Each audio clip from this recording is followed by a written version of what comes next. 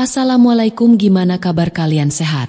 Kembali lagi dengan Mimin yang akan membawakan sebuah judul kisah seorang ibu parubaya bernama Bu Rahayu.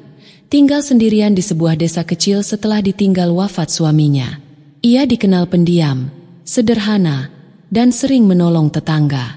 Namun, gosip buruk mulai menyebar setelah beberapa kejadian aneh terjadi di desa. Puncaknya, warga mencurigainya sebagai pembawa sial. Saat hidupnya berada di ujung tanduk, seorang anak laki-laki misterius mengetuk pintunya, mengaku sebagai anaknya dan berjanji akan menjaganya. Sejak saat itu, hidup Bu Rahayu berubah. Sebelum lanjut, kita intro dulu ya sobat, jangan lupa like, subscribe, share biar nggak ketinggalan cerita selanjutnya ya.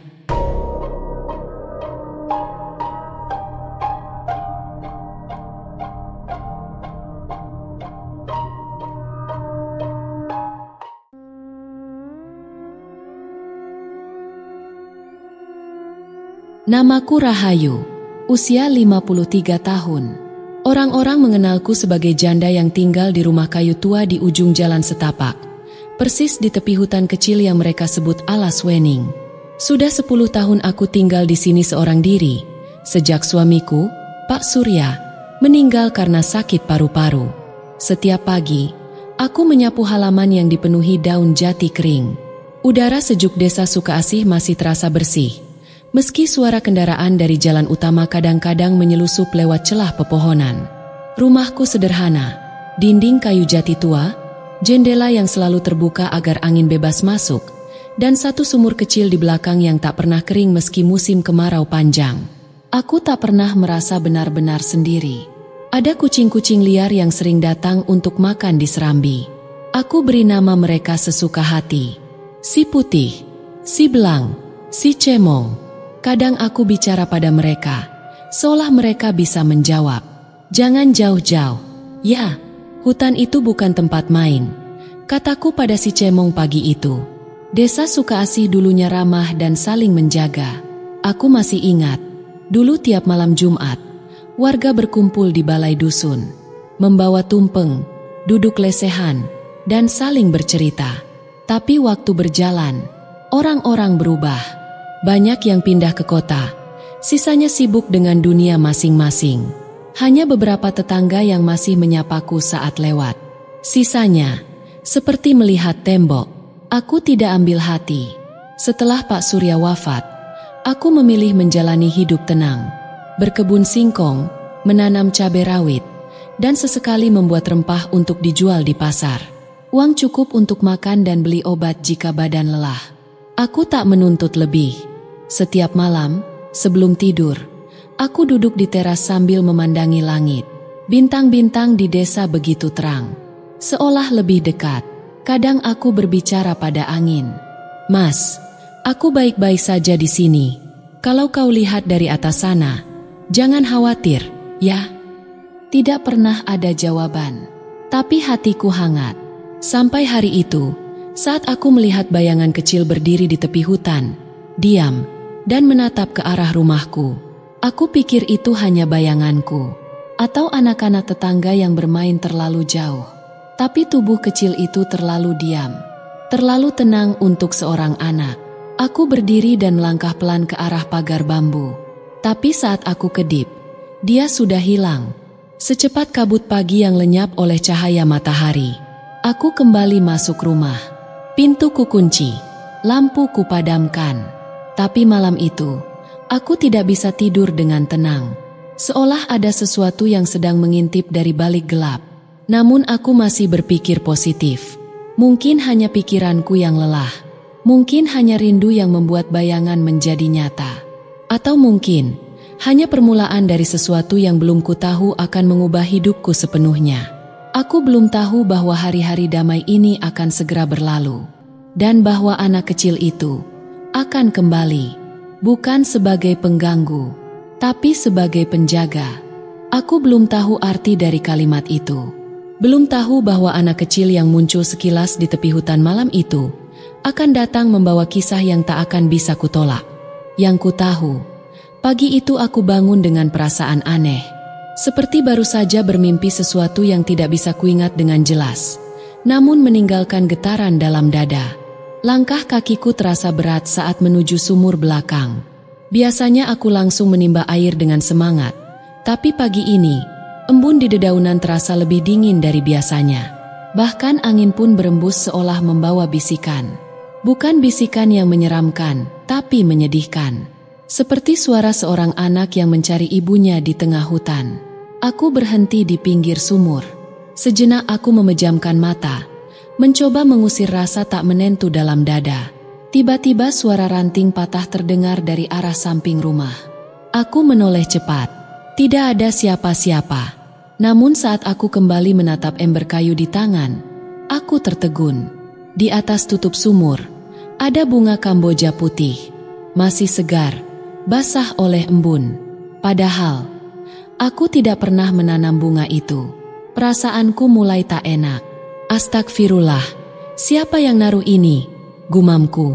Aku ambil bunganya perlahan dan meletakkannya di atas batu.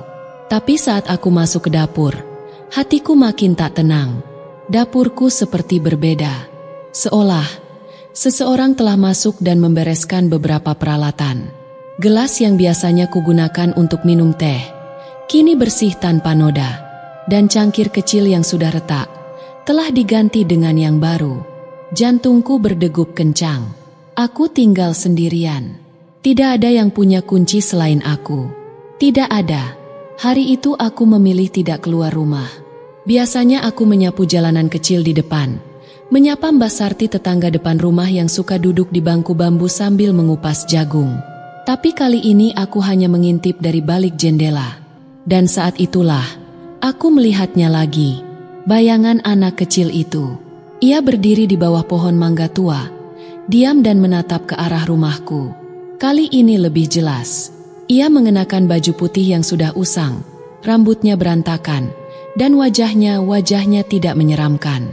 Justru, tampak sedih, seperti anak yang kehilangan sesuatu sangat berharga. Aku membuka pintu perlahan. "Nak, kamu siapa?" tanyaku setengah berbisik. Tapi ia hanya memiringkan kepala, lalu melangkah mundur, perlahan menghilang ke balik semak belukar. Hari itu aku tak bisa berbuat apa-apa. Badanku lemas, pikiranku melayang-layang. Apakah aku mulai kehilangan akal? Atau ada sesuatu yang ingin mendekat, namun belum bisa menyentuh? Menjelang sore, kabut turun lebih cepat dari biasanya. Dedaunan bergerak seperti berbisik satu sama lain. Di dalam rumah, aku menyalakan lampu minyak lebih awal, lalu duduk di kursi rotan tua yang biasa kupakai menganyam daun pisang. Entah mengapa, hatiku ingin berbicara pada seseorang, tapi tak ada siapa-siapa.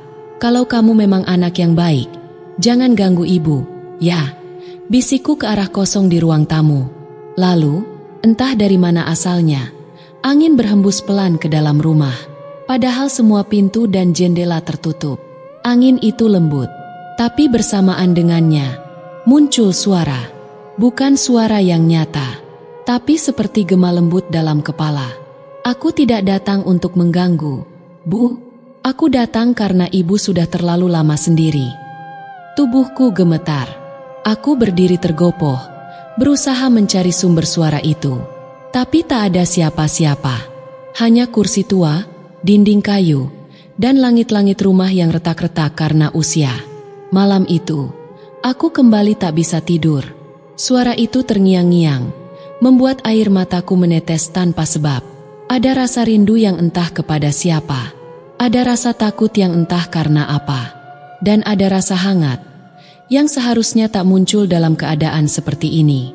Aku tidak tahu apakah ini pertanda baik atau awal dari sesuatu yang tak bisa kuhindari.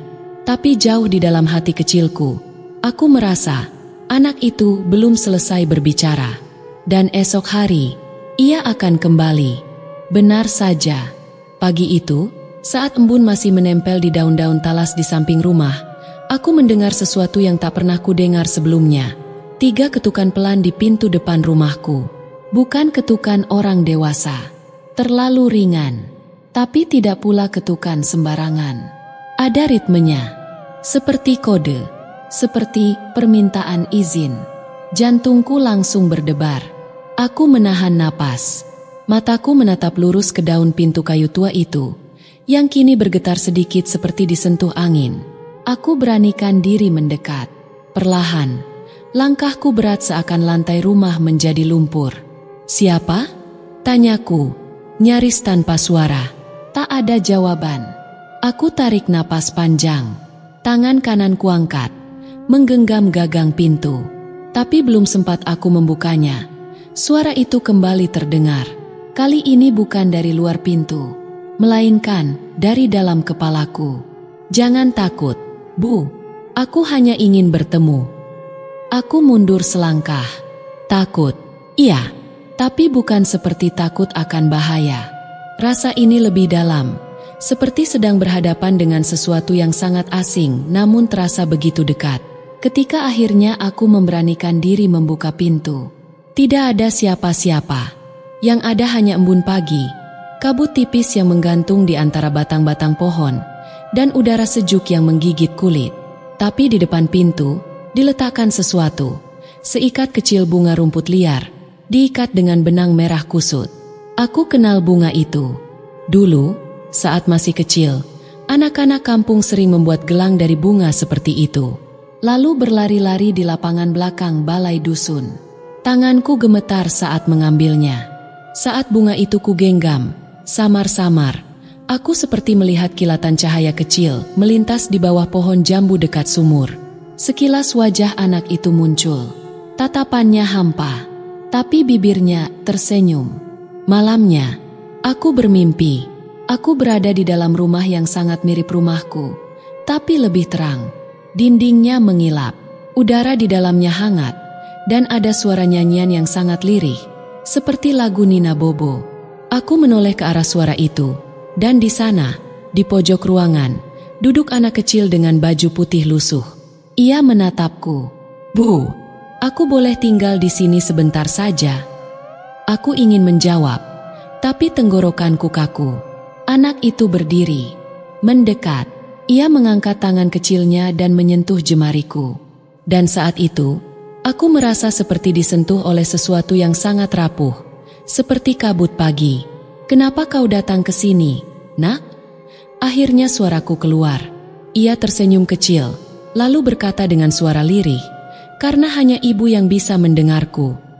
Dan aku terbangun, dengan air mata yang membasahi pipi, dengan jendela kamar yang terbuka meski tadi malam aku yakin telah menguncinya.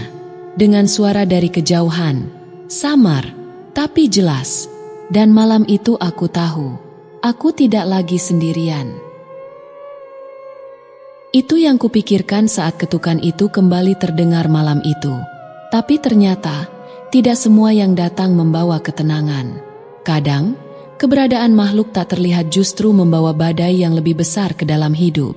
Pagi harinya, aku kembali ke kebiasaan lamaku, menyapu halaman, menyiram tanaman, dan mengisi kendi di dapur. Tapi kali ini, ada yang berbeda. Saat aku keluar rumah membawa sapu lidi, aku melihat beberapa tetangga berdiri di ujung jalan, berbisik-bisik sambil melirik ke arah rumahku. Aku tak ambil pusing. Sudah biasa. Namun saat aku menyapu bagian depan rumah, salah satu dari mereka, Embok Lastri, yang biasanya ramah, tiba-tiba meludah ke tanah dan membuang muka. Aku tertegun. Belum sempat aku membuka suara, dua anak kecil yang lewat depan rumahku langsung berlari sambil berteriak, "Itu rumah nenek penyihir. Jangan dekat-dekat, nanti dikutuk." Sapu di tanganku jatuh. Langkahku melemas. Aku hanya berdiri di situ, menatap tanah, tak tahu harus berbuat apa. Aku bukan orang kaya, aku bukan orang terpandang, tapi aku juga bukan orang jahat.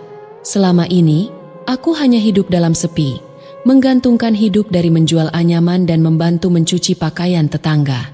Kenapa tiba-tiba mereka memperlakukanku seperti ini? Aku masuk ke dalam rumah. Air mata mengalir pelan, tanpa isak. Mungkin karena hatiku sudah terlalu sering diam-diam menangis, hingga tangis pun tak butuh suara lagi. Di malam hari, aku duduk di sudut ruang tamu. Lilin kecil menyala di atas meja. Angin dari sela dinding kayu membuat cahaya api menari-nari tak tenang. "Kalau kamu di sini, bantu aku mengerti apa yang sedang terjadi, bisikku pelan. Dan untuk pertama kalinya sejak ketukan itu datang, aku mendengar suara langkah kecil dari arah loteng rumahku. Langkah ringan, seperti anak kecil yang berjalan tanpa alas kaki. Degup jantungku makin kencang. Langkah itu berhenti di atas tepat saat aku mendongak. Sejenak, sunyi. Lalu, suara itu datang lagi. Suara yang hanya aku yang bisa dengar. Mereka mencium bauku, Bu. Tapi mereka tidak tahu aku datang karena ibu baik. Aku memejamkan mata, menahan sesak di dada. Bau. Maksudmu? Mereka tak bisa melihatku, tapi mereka bisa merasakanku. Dan karena aku tidak seperti mereka, mereka takut. Tiba-tiba aku teringat sesuatu. 3 hari lalu, setelah mimpi pertama tentang anak itu, aku tanpa sadar menaburkan air dari kendi dapur ke pekarangan. Waktu itu, aku merasa seperti ada yang menyuruhku melakukannya. Air itu, entah mengapa, terasa hangat dan wangi, seperti bunga kenanga. Mungkinkah itu air yang membawa jejak si anak gaib? Malam itu, mimpi yang sama kembali datang, tapi kali ini lebih jelas. Dalam mimpi, aku melihat anak kecil itu berdiri di tengah lingkaran api kecil yang tidak membakar apapun. Di sekelilingnya, bayangan orang-orang berdiri dengan wajah tak terlihat. Mereka menghakimi, mereka menunjuk, mereka berteriak, tapi tanpa suara. Dan anak itu memelukku dari belakang. Tubuhnya dingin, tapi pelukannya menyelamatkan. Jangan pergi, kataku dalam mimpi. Tapi saat aku terbangun, pagi telah datang, dan di depan rumahku tergantung seikat bawang merah yang diikat dengan tali plastik dan digantung di pagar bambu. Aku mengerti artinya. Warga mulai yakin aku bukan manusia biasa lagi. Dan semua ini baru saja dimulai. Dan itulah awal dari segala keretakan yang tak bisa kuperbaiki. Seikat bawang merah yang digantung di pagar rumahku bukan sekadar simbol, itu pengusiran. Dalam adat kampung kami, menaruh bawang merah di depan rumah seseorang artinya, engkau tidak kami inginkan di sini. Aku hanya bisa memandangnya, berdiri diam di depan pagar. Jemariku gemetar, ingin ku buka mulut, ingin ku jelaskan semuanya. Tapi kepada siapa? Karena mereka semua sudah lebih dulu menutup telinga. Hari itu, aku mencoba berjalan ke warung untuk membeli beras. Tapi begitu kakiku menginjak jalan kampung, suara berbisik-bisik mulai terdengar di belakangku. Itu dia. Senyumnya palsu. Perempuan tua itu pasti pelihara sesuatu. Aku dengar, malam-malam dia bicara sendiri. Aku mencoba menunduk, berpura-pura tidak mendengar. Tapi saat aku sampai di depan warung, Bu Warti, pemiliknya, mengunci etalasenya dan berkata dengan suara yang sangat dingin, "Maaf, Bu Sum, berasnya baru habis."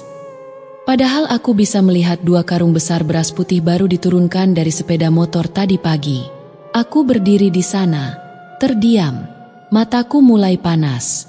Tapi aku tetap mengangguk dan mundur perlahan. Aku tidak ingin membuat keributan. Aku hanya ingin pulang. Tapi bahkan udara kampung ini seperti menolak kehadiranku. Sesampainya di rumah, aku duduk di amben tua di ruang tamu. Aku merasa kosong. Dunia di luar rumah terasa jauh, dingin, asing, dan tiba-tiba ada bau harum melintas di udara. Seperti wangi bunga melati, bercampur tanah basah. Bu! Suara itu kembali. Aku menoleh. Tak ada siapapun. Tapi aku sudah tahu. Dia di sana.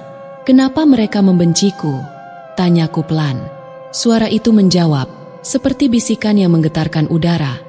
Karena ibu terlalu bersinar di mata mereka yang terbiasa hidup dalam bayang. Aku terdiam. Aku bersinar? Aku hanya hidup sendirian.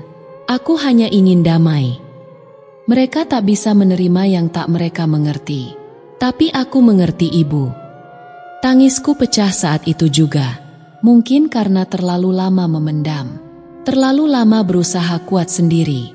Dalam ruang sempit dan gelap itulah aku merasa benar-benar ditemani. Malamnya, angin bertiup lebih kencang dari biasanya. daun-daun jendela berderak. Dapur mengeluarkan suara berisik seperti ada yang menabuh kendi. Tapi aku tidak takut, karena ada yang duduk di ujung ruangan, memeluk lututnya sendiri. Anak itu, dia tidak bicara, tapi sorot matanya berkata, "Aku di sini." Namun saat aku terbangun keesokan paginya dan membuka pintu, aku hampir jatuh terduduk. Di depan rumahku, tepat di tanah pekarangan, ditulis dengan arang, "Pergi, sebelum semua ini semakin buruk." Lidahku keluh. Aku ingin berteriak, tapi suara itu tertahan di tenggorokan. Ini bukan lagi bisik-bisik, ini ancaman nyata. Aku berjalan mundur masuk rumah, menutup pintu rapat-rapat, menyandarkannya dengan meja dapur. Napasku tak teratur. Saat itulah, dari langit-langit rumah, suara bisikan itu muncul lagi, lebih jelas dari sebelumnya.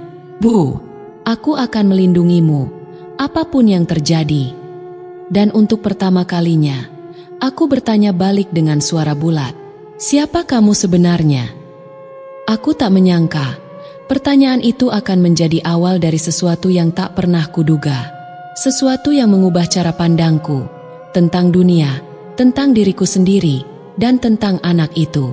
Tak ada jawaban langsung. Hanya angin yang mengalir pelan melalui sela-sela papan rumahku. Tapi kemudian, bau itu datang lagi. Wangi bunga melati, menyatu dengan aroma tanah basah. Dan dari arah dapur, perlahan-lahan, muncul suara langkah kecil, seperti hentakan kaki anak-anak di atas tanah liat yang lembab. Aku bangkit dari tempat duduk, mengikuti suara itu ke belakang rumah. Dapur remang-remang, hanya diterangi cahaya dari celah dinding. Dan di sana dia berdiri, anak kecil itu. Tubuhnya kurus, bajunya lusuh seperti habis bermain lumpur. Tapi wajahnya bersih, matanya bening, dan senyumnya seperti cahaya di antara awan mendung. "Aku bukan anak siapa-siapa, Bu," katanya pelan. Tapi ibu memanggilku. Saat ibu hampir tak sanggup lagi bernapas karena dunia menolak kehadiran ibu, aku datang. "Aku tidak memanggil siapa-siapa," kataku sambil memeluk lengan sendiri. "Aku bahkan tidak tahu caranya."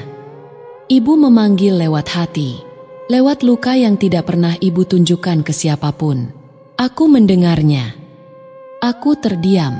Tenggorokanku terasa berat. Aku hidup di antara langit dan bumi. Aku bukan jin, bukan hantu, bukan bayangan. Aku, sisa doa seseorang yang tak pernah terkabul. Tapi ibu memberiku tempat, maka aku akan membalasnya. Aku melangkah mundur pelan. Kenapa aku? Aku bukan siapa-siapa. Anak itu tersenyum. Karena hanya orang yang tersakiti yang bisa memahami keberadaanku. Aku datang bukan untuk membuat ibu takut, tapi untuk membuat ibu diingat. Tiba-tiba, lampu minyak di dapur menyala sendiri. Dan saat aku menoleh, seluruh rumah seperti berubah. Tidak secara fisik, tidak secara nyata. Tapi aku bisa merasakan, udara di dalam rumah ini tak lagi sama. Seperti ada perisai tak kasat mata yang tumbuh dari dinding-dinding reot. Seolah rumah ini sekarang dijaga. Sore harinya, aku mendengar suara gaduh dari luar. Anak-anak melempari rumahku dengan batu kecil, sambil berteriak-teriak. Tapi setiap kali batu itu mendekati pagar, ia seolah membelok sendiri. Tak satu pun menyentuh rumahku.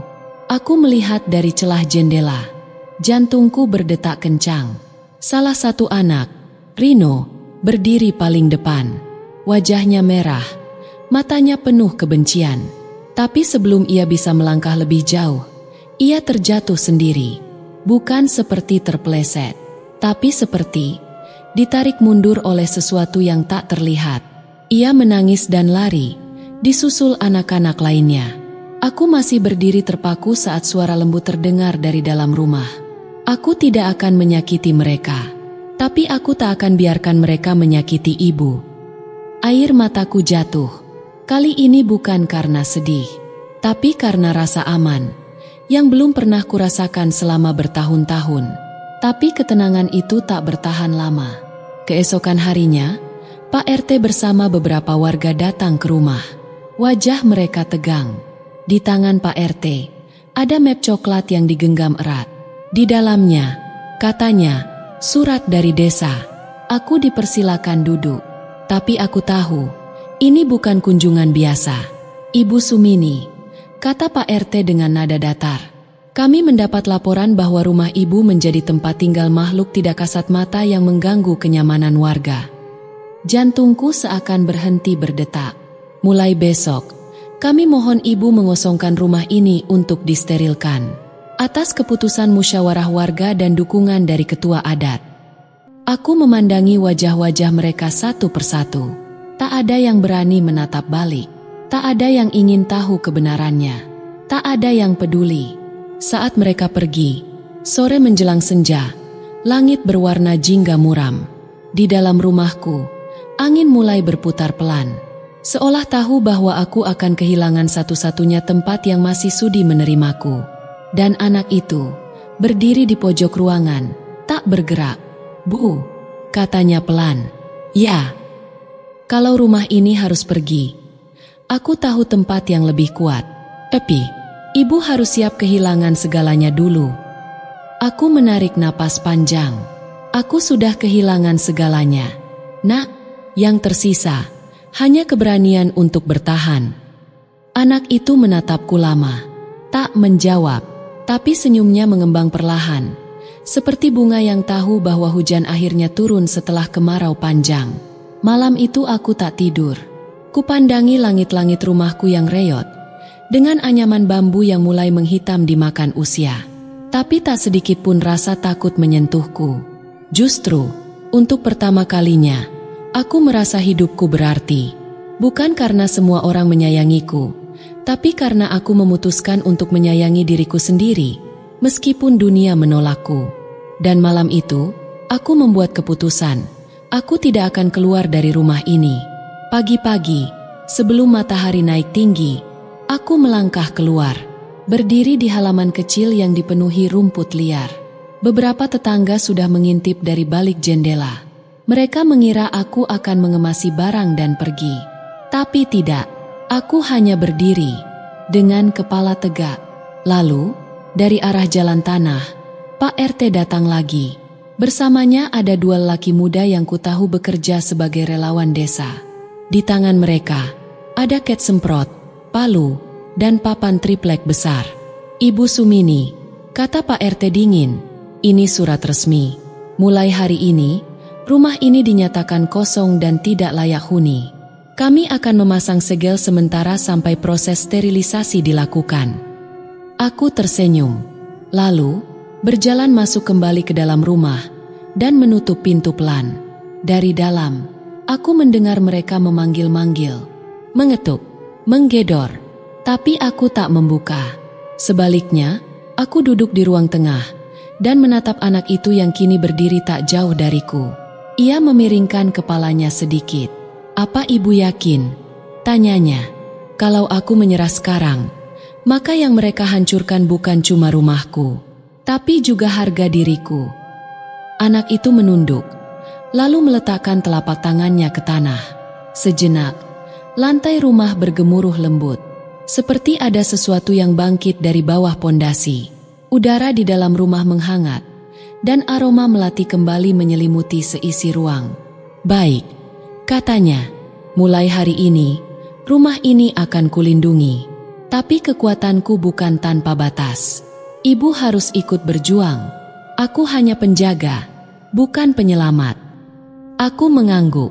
Hari-hari setelah itu tak mudah. Para tetangga semakin berani.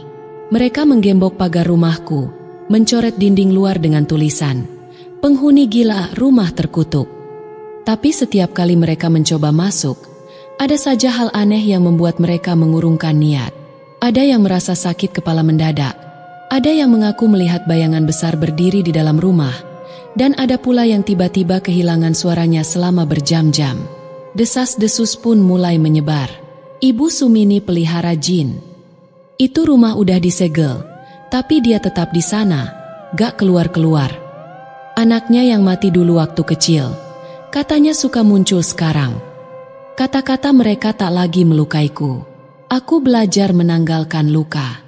Seperti kulit yang berganti sendiri karena terbakar matahari bertahun-tahun. Suatu malam, aku duduk di serambi. Bulan bundar menggantung indah di langit. Anak itu duduk di sebelahku, memeluk lututnya sendiri. "Namamu siapa, Nak?" tanyaku lembut. Ia tak langsung menjawab. Lama ia memandang ke kejauhan. Aku tidak punya nama, tapi di tempatku, orang memanggilku dengan suara hati mereka. Dan ibu memanggilku dengan kata yang tak pernah diucapkan. Anak yang diharapkan, tapi tak pernah datang. Aku tertegun. Mataku memanas. "Kalau begitu, bolehkah aku memberimu nama?" Ia menoleh. "Nama apa?" Aku tersenyum. "Raka, karena kamu datang saat gelap, tapi membawa terang." Ia tak menjawab, hanya menunduk. Tapi kulihat kedua matanya berkaca-kaca. Dan entah mengapa, saat itu aku merasa seperti sedang memeluk seseorang yang telah lama ku cari. Seorang anak yang mungkin pernah ada, atau seharusnya ada. Malam itu, sebelum tidur, aku menyalakan lampu minyak dan berdoa. Bukan meminta perlindungan dari dunia gaib, tapi meminta agar aku kuat untuk melawan dunia nyata. Karena aku tahu, ini baru permulaan. Besok, mereka akan datang lagi.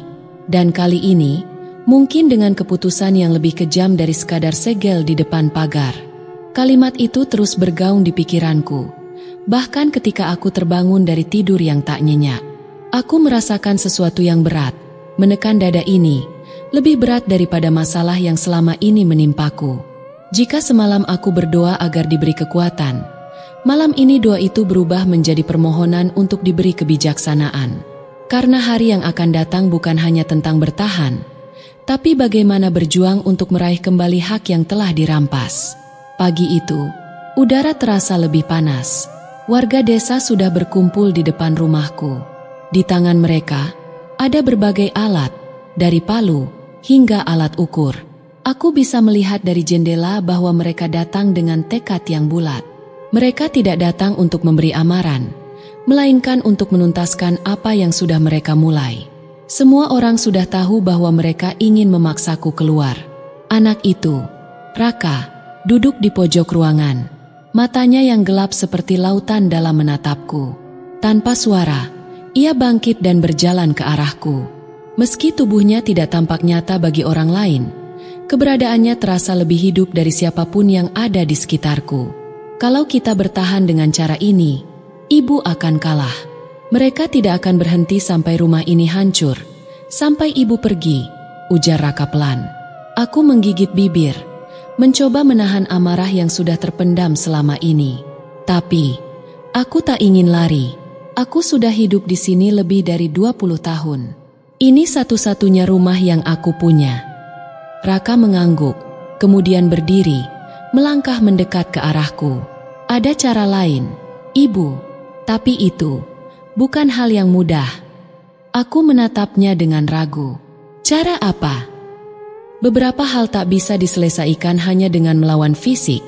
Ibu, ada kekuatan yang lebih besar dari itu, yang harus kita minta pertolongan untuk memanggilnya. Tapi, apa ibu siap mengambil risiko besar? Aku diam sejenak. Semalam aku telah berjanji pada diri sendiri bahwa aku tak akan mundur. Namun, jika harus memilih antara bertahan dengan cara yang tak biasa atau kehilangan semuanya, mungkin jalan ini, meskipun penuh dengan ketidakpastian, adalah jalan yang harus aku pilih. Apa yang harus aku lakukan? Tanyaku. Raka mengangkat tangan dan menatapku tajam. Ada sebuah tempat di luar desa ini, jauh di dalam hutan. Hanya mereka yang punya ikatan kuat dengan alam yang bisa menemukannya. Tapi, jika ibu ingin sesuatu yang lebih dari sekadar harapan kosong, ibu harus pergi ke sana. Cari jawabannya di sana. Hati ini terasa bergemuruh. Aku tahu, ke tempat itu berarti berhadapan dengan dunia yang tak dikenal, dengan kemungkinan yang penuh bahaya. Namun, aku tak punya pilihan lain. Baik, jawabku mantap. Aku akan pergi. Sore itu, aku mulai bersiap. Dengan langkah yang berat, aku berjalan ke hutan, di luar desa, tempat yang disebutkan Raka. Langkahku seolah mengiringi suara gemuruh yang datang dari dalam hatiku. Ini bukan perjalanan yang biasa. Aku tahu sesuatu yang lebih besar sedang menungguku di sana. Mungkin aku tak akan kembali seperti yang dulu.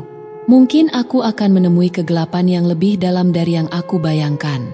Namun, aku tidak takut. Aku berjalan dengan tekad yang menguat. Meski langkahku terasa semakin berat. Hutan ini sepi, hanya terdengar suara angin dan daun yang bergesekan. Keheningan yang mencekam menyelimuti sekitarku. Aku tidak tahu berapa lama perjalanan ini akan berlangsung, atau apa yang akan kutemui di akhir jalan. Akhirnya, setelah berjam-jam berjalan tanpa petunjuk yang jelas, aku melihat sesuatu yang aneh di depan. Sebuah batu besar, terukir simbol-simbol aneh yang tidak pernah kulihat sebelumnya. Dari celah batu itu, keluar asap tipis yang berkelok-kelok di udara, membentuk lingkaran misterius. "Masuklah," suara Raka terdengar di telingaku. Aku terkejut, seolah suara itu datang dari dalam batu. Tanpa pikir panjang, aku melangkah maju. Begitu aku melewati celah batu itu, aku merasa seperti melangkah ke dunia lain. Semua menjadi gelap. Sebuah ruangan kosong, namun terasa penuh dengan kekuatan yang asing dan kuat. Dan di sana, di tengah-tengah ruangan, berdiri sesosok bayangan gelap. Mata merah yang memancarkan kilat, tubuh yang seperti kabut, tak jelas bentuknya. Aku merasa tubuhku terkunci, seolah tak bisa bergerak. "Siapa kamu?" tanyaku dengan suara yang hampir bergetar. Bayangan itu tertawa. Tertawa yang terdengar kosong, tapi penuh makna. "Aku adalah penjaga antara dunia ini dan dunia yang tak terlihat. Apa yang kau inginkan, perempuan?" Aku menelan ludah. Semua keberanianku diuji saat itu. Aku ingin menyelamatkan rumahku. Aku ingin kembali mendapatkan hakku yang telah dirampas. Bayangan itu mengamati wajahku, lalu berkata, "Kau siap menerima akibat dari keputusanmu?" Aku terdiam, merasakan berat kata-kata itu. Namun aku tahu, tak ada jalan kembali. Aku harus menerima konsekuensi dari setiap pilihan yang kuambil. "Ya," jawabku dengan suara bergetar. Dengan satu gerakan, bayangan itu menghilang, dan di tempatnya kini hanya ada suara bisikan yang melenakan. Aku telah memanggil sesuatu yang lebih besar dari yang pernah aku bayangkan. Suara itu masih bergaung di telingaku, seakan bayangan gelap yang muncul di hadapanku tidak hanya meninggalkan jejak, tapi juga kutukan yang harus kutanggung. Di tengah ruangan kosong yang sepi, aku merasakan tubuhku gemetar. Namun bukan karena rasa takut biasa. Ini lebih dalam dari itu. Ini adalah rasa takut akan sesuatu yang tidak bisa dilihat dengan mata telanjang. Namun terasa kuat menguasai setiap inci tubuhku. Aku terbangun dari keterheningan itu dengan tubuh yang lemah. Hutan di sekelilingku kini seakan berubah menjadi tempat yang lebih gelap, lebih menakutkan. Di sekitar batu besar tempat aku berdiri, udara terasa begitu pekat. Semua ini tidak terasa seperti dunia yang aku kenal. Namun, ada yang berbeda. Di balik keheningan itu, aku mulai mendengar suara bisikan samar. Semakin lama, bisikan itu semakin jelas, seperti kata-kata yang diucapkan dalam bahasa yang tidak kutahu. Raka muncul di hadapanku, namun kali ini, dia tampak berbeda. Matanya yang biasanya penuh dengan ketenangan kini memancarkan sesuatu yang lebih dalam, lebih tajam. "Ibu, ini bukan sekadar tentang rumah atau tanah. Ini tentang harga diri yang sudah tercabik-cabik oleh dunia ini. Mereka ingin meremukkanmu, dan jika ibu tidak siap untuk menerima kekuatan ini, ibu akan menjadi bagian dari kehancuran itu," kata Raka dengan suara yang tidak biasa, lebih serius dan penuh tekanan. Aku menatapnya, bingung. Kekuatan apa yang harus kuterima? Apa yang harus aku lakukan sekarang? Raka menundukkan kepala, lalu mengarahkanku untuk mengikuti langkahnya lebih dalam ke dalam hutan. Semakin jauh kami melangkah, semakin gelap suasana di sekitar kami. Namun, tidak ada rasa takut yang menguasai diriku. Ada perasaan yang lebih kuat, keinginan untuk kembali ke rumah dan melawan semua ketidakadilan yang menimpaku. Kami berhenti di sebuah pohon besar. Pohon yang akarnya menjalar dalam pola yang sangat aneh. Di bawahnya, ada sebuah lubang besar yang menganga, seperti mengundangku untuk turun ke dalamnya. Di sana, aku merasakan adanya kekuatan yang sangat kuat, namun menakutkan. Ibu harus turun ke dalam sini, kata Raka, menunjuk ke arah lubang tersebut. Aku memandang lubang itu dengan cemas, tetapi ada dorongan yang kuat untuk melakukan apa yang harus kulakukan. Tanpa banyak bicara, aku merangkak turun. Setiap langkahku menginjak tanah yang lembab. Semakin dalam aku masuk ke dalam perut bumi. Akhirnya, aku sampai di sebuah ruangan bawah tanah yang gelap gulita, hanya diterangi oleh cahaya samar dari batu-batu yang menyala di sekelilingnya. Di tengah ruangan itu, aku melihat sebuah kursi batu besar, dan di atasnya, sebuah patung dengan bentuk yang tidak jelas. Itu seperti campuran antara manusia dan makhluk lain. Makhluk itu menatapku dengan mata kosong yang tak terjamah waktu. Raka berdiri di sampingku. Tatapannya kini tajam. Inilah tempat yang disebut jembatan dunia. Tempat di mana kita bisa memanggil kekuatan dari alam gaib. Dan juga tempat di mana kita harus membuat pilihan yang akan menentukan nasibmu. Kamu akan bertemu dengan entitas yang bisa mengubah segalanya. Tapi itu tidak akan tanpa harga. Aku menggigit bibir, merasakan getar dalam tubuhku. Aku sudah sampai sejauh ini, dan tak ada lagi jalan mundur. Apa yang harus kulakukan? Tanyaku dengan suara yang berat. Raka mengangkat tangan, dan tiba-tiba udara di sekitar kami berubah menjadi sangat dingin. Ibu akan berhadapan dengan pilihan yang sulit. Jika kamu ingin menyelamatkan rumahmu, kamu harus memberikan sesuatu yang sangat berharga, lebih dari apa yang kamu kira. Aku menelan ludah. Apa itu? Dia tidak langsung menjawab. Justru, makhluk di depan kami mulai bergerak, seolah hidup. Tangan patung itu terangkat, menunjukkan sebuah simbol yang sama seperti yang ada di batu besar tempat aku datang tadi. Tanpa sadar, aku menggerakkan langkahku lebih dekat, terpesona oleh simbol tersebut. Tiba-tiba, suara gemuruh terdengar di sekeliling kami, dan bayangan gelap muncul dari dalam patung itu, menatapku dengan penuh kekuatan. Suara itu kembali terdengar, lebih keras, lebih menuntut. Apa yang akan kau korbankan, perempuan? Aku merasakan kepanikan mulai merayap, namun aku tetap mencoba bertahan. Aku tidak tahu apa yang harus kulakukan. Jawabku, suaraku serak. Bayangan itu tertawa, suara yang keras dan melengking, membuat tubuhku menggigil.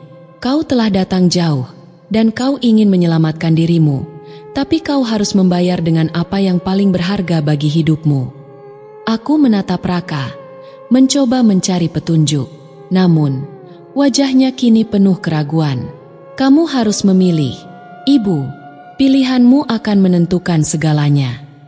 Aku merasakan keputusasaan mulai meresap. Aku sudah datang sejauh ini, tapi apakah aku siap mengorbankan sesuatu yang sangat berharga bagi hidupku? Kata-kata Raka masih bergema di telingaku, terulang-ulang dalam kepalaku seperti mantra yang tidak bisa berhenti. Bayangan gelap itu semakin mendekat. Matanya yang kosong menatapku dengan tatapan yang tajam, seperti mengukur setiap inci kekuatan dan kelemahan dalam diriku. Aku tidak tahu berapa lama aku telah berdiri di sini, terperangkap dalam dilema yang memuncak. Patung itu bergerak lebih dekat, dan aku bisa merasakan hawa dingin yang semakin menggigit kulit. Tangannya yang terangkat seakan memberi isyarat agar aku memilih. Tapi pilihanku, apakah benar-benar ada pilihan? Ataukah semuanya sudah ditentukan sejak awal? Apakah itu pilihan yang tidak bisa dihindari? Tanyaku, suaraku bergetar. Bayangan itu tertawa sekali lagi, suara yang lebih dalam, lebih mengerikan. Tidak ada pilihan yang sempurna, perempuan. Setiap pilihanmu akan membawa akibat. Kamu harus memutuskan, dan kamu harus siap menerima konsekuensinya. Aku menoleh pada Raka, wajahnya sekarang penuh ketegangan. Aku tidak tahu apa yang harus aku pilih. Raka, apa yang harus aku korbankan? Apa yang lebih berharga dari rumahku, dari keluargaku? Raka tidak menjawab seketika. Dia menatap ke arah bayangan gelap itu dengan ekspresi yang sulit kubaca. Dalam diam, dia akhirnya membuka mulut. Tidak ada yang lebih penting selain hati yang bersih, Ibu. Kamu harus memilih, dan memilih dengan sepenuh hati. Aku merasa ada sesuatu yang mencekam, menekan dadaku. Hati yang bersih? Apa maksudnya? Apakah itu berarti aku harus mengorbankan seseorang yang kucintai? Atau malah mengorbankan diriku sendiri? Aku bingung, dan semakin bingung, semakin banyak pertanyaan yang muncul dalam pikiranku. Aku hanya ingin semua ini selesai. Patung itu bergerak lagi. Dan kali ini suaranya terdengar lebih mendalam, seperti bisikan yang menusuk jiwa. Kamu ingin mengembalikan kehormatanmu, kan? Kamu ingin kembali pada hidupmu yang dulu, yang penuh kedamaian dan kebahagiaan. Namun, setiap langkahmu menuju itu, kamu harus membayar dengan harga yang sangat tinggi. Suasana semakin mencekam. Aku merasakan hawa dingin menyelimuti tubuhku. Dan seolah-olah dunia di sekitarku mulai berputar. Mataku mulai kabur, dan seketika, bayangan gelap itu berubah menjadi sosok yang lebih jelas. Itu adalah wajah seseorang yang kukenal. Wajah orang yang paling kusayangi. Ibuku. Aku terperanjat, hampir terjatuh. Tapi Raka cepat menyambar tanganku. Ibu, jangan biarkan itu menguasai pikiranmu. Itu hanya tipuan. Jangan biarkan dirimu terjerat dalam ilusi. Aku menggigit bibir, berusaha menenangkan diri. Tapi, itu wajah ibu. Dia yang dulu mengajari aku untuk bertahan hidup. Apa yang harus aku lakukan sekarang? Raka menatapku dengan mata penuh keprihatinan. Itu bukan ibumu yang sebenarnya. Itu adalah bagian dari ujian. Pilihan yang akan kamu buat bukan hanya untukmu, tapi untuk semua orang yang kamu cintai. Aku merasakan tubuhku gemetar, dan untuk pertama kalinya, aku merasa terhimpit antara dua dunia. Satu yang penuh dengan kegelapan dan keputusasaan, dan satu lagi yang masih menyimpan sedikit harapan. Namun, harapan itu kini mulai terasa semakin jauh. Bagaimana aku bisa memilih antara keduanya? Bagaimana aku bisa tahu apa yang benar? Aku tidak tahu apakah aku siap. Kataku dengan suara yang hampir tidak terdengar. Tapi aku tidak bisa terus seperti ini. Aku harus memilih. Tiba-tiba, makhluk di depan kami mengangkat tangannya, dan ruangan itu mulai berubah. Tanah di bawah kaki kami mulai bergetar, dan suara gemuruh semakin kuat. Kamu telah memilih. Sekarang, kamu harus membayar dengan apa yang paling berharga dalam hidupmu. Aku menatap Raka dengan mata penuh kebingungan dan ketakutan. Apa yang harus aku bayar, Raka? Aku tidak punya apa-apa lagi selain hidupku. Kadang-kadang, yang harus kamu bayar bukanlah benda atau harta. Kadang-kadang, itu adalah harga yang jauh lebih berat. Perasaan yang kamu sembunyikan, perasaan yang tidak ingin kamu lepaskan. Jawab Raka, dengan suara yang terdengar begitu berat, seperti membawa beban yang sangat besar. Aku mulai merasakan ada sesuatu yang menekan hatiku. Aku harus melepaskan sesuatu yang sangat berharga, sesuatu yang bahkan lebih dalam dari rasa cinta atau benci. Itu adalah perasaan yang telah lama terkubur dalam diriku, yang belum pernah aku hadapi. Aku harus menghadapinya sekarang. Aku menatap ke dalam lubang hitam itu, dan tanpa sadar, kata-kata itu keluar dari mulutku. Aku memilih untuk melepaskan masa laluku. Aku memilih untuk menerima kenyataan bahwa aku tidak bisa mengubah apapun lagi. Segera setelah kata-kataku mengalir keluar, patung itu mulai memancarkan cahaya terang yang membutakan, dan aku merasa tubuhku terangkat, seakan dibawa oleh kekuatan yang sangat besar. Pada saat itu, aku menyadari, mungkin ini adalah cara untuk mengakhiri semua penderitaan, untuk kembali ke rumah dengan kekuatan baru yang akan membantuku menghadapi segala hal yang akan datang. Namun, aku tahu satu hal, pilihan ini akan membawa aku ke dalam perjalanan yang lebih berat lagi. Tetapi tak ada jalan mundur. Kata-kata itu bergaung dalam pikiranku, berputar-putar seperti badai yang tidak bisa dihentikan. Aku merasa tubuhku terangkat dan dibawa ke dalam kegelapan yang lebih dalam. Seakan-akan seluruh dunia yang pernah aku kenal mulai menghilang begitu saja. Sinar yang semula terang itu kini menjadi redup, dan langkahku terasa seperti berjalan dalam kabut yang tebal, tanpa arah yang jelas. Aku merasakan sesuatu yang berbeda. Bukan hanya kegelapan di sekelilingku, tetapi juga sesuatu yang ada di dalam diriku. Ada bagian dari diriku yang mulai terasa hilang, sesuatu yang dulu sangat aku jaga dan lindungi, kini mulai terasa mengambang tanpa arah.